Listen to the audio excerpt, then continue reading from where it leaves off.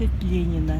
Сегодня 25 октября, примерно 10 часов утра. Температура у нас всего 2 градуса с плюсиком. Раньше, помнится, в это время был холодно, в советское время.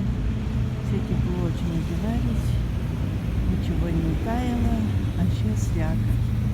И снегу навалило. Вот на площади Ленина занимаются уборкой снега. И машины, и люди.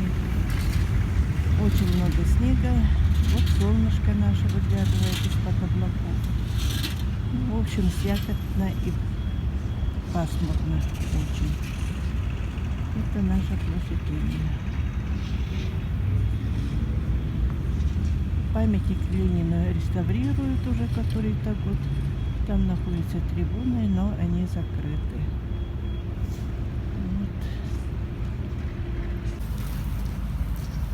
Какой-то российский блогер критиковал Якутск из-за ковров, которые постелены на ступеньках.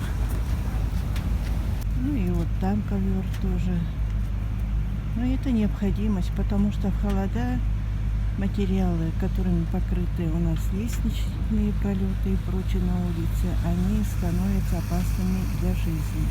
Они становятся очень-очень скользкими. Нужно падать и ломать себе руки, ноги. А железное покрытие превращается вообще в такое идеальное для скольжения. Ну вот здание Алмаз-Генбанка. Там на пролете двери, да, постелено тоже ковровое покрытие. Ну а постелены, я не знаю, почему так стелят. Если внимательно приглядеться, то они постелены ровно посередине. А если человек старый, ему надо держаться за перила, так и вот тут уже постелено разумно. Можно подниматься и спускаться, держать за перила. Все-таки для человека нужна лишняя опора. А вот это здание нашей мэрии города Якутска.